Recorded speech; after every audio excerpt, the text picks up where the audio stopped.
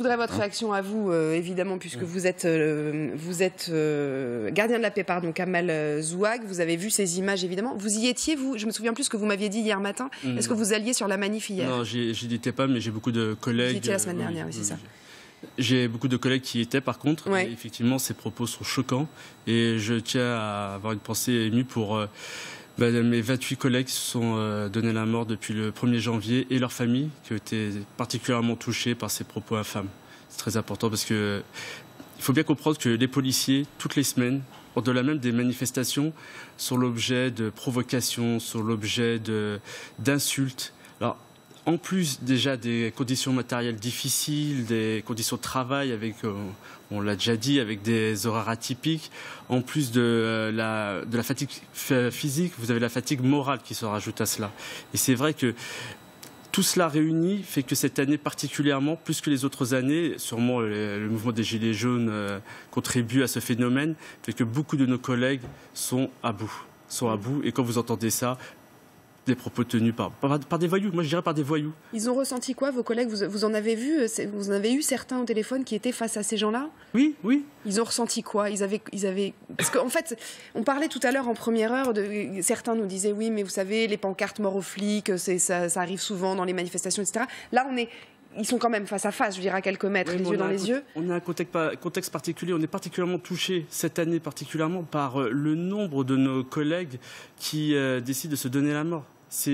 On en est à 28, c'est particulièrement élevé, on n'a jamais connu ça. C'est-à-dire qu'à ce rythme-là, on pourrait passer l'année 2019 avec plus de 100 collègues qui se sont donné la mort. C'est énorme. Et dans ce contexte-là, entendre ça...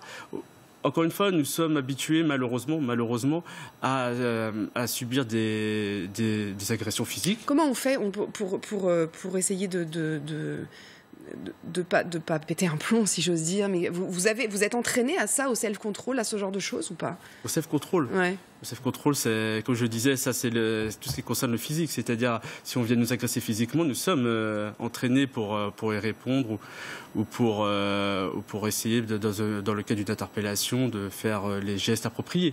Maintenant, tout ce qui concerne le psychologique, et c'est fait partie justement des demandes qui sont professées pour que le ministère de l'Intérieur réponde à la souffrance des policiers. Jusqu'à maintenant, alors, il y a M. Castaner qui, il y a une semaine, a mis en place une agence, justement, dédiée à ce thème. Moi, dans mon syndicat, particulièrement Alternative Plus FDT, nous avons le 22 mai un colloque à propos, justement, des suicides. Donc, c'est un sujet qui est vraiment prégnant depuis très longtemps. Mais là, ça devient vraiment le sujet principal, je dirais, concernant les forces de l'ordre. Il y avait toute la partie conditions de travail, très importante, mais il y a également la considération. La considération également de notre hiérarchie, la considération de la population, bien sûr, donc, et la justice. La justice aussi, parce que ça aussi, la justice, quand ces gens tiennent ce genre de propos, on pourrait peut-être également, la justice pourrait peut-être se pencher sur leur cas et apporter des solutions fermes.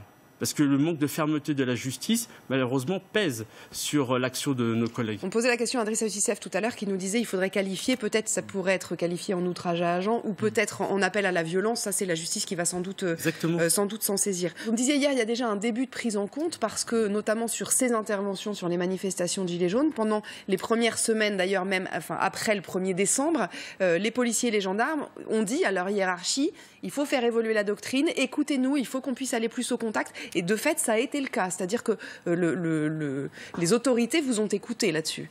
Effectivement, mais là, là c'est plus sur l'aspect matériel. Et après ce qui s'est passé le 1er décembre, je pense qu'ils avaient pris conscience que la doctrine, il fallait qu'elle évolue. Parce qu'avec toutes les exactions qui s'étaient passées, et la présence des black box dans les manifestations, il fallait être plus mobile. Donc ça, de ce côté-là, effectivement, c'était nécessaire. Il fallait changer les choses. Par contre, moi, ce que je vous dis, tout l'aspect psychologique, moral, là, il y a encore beaucoup de choses à faire. Ouais.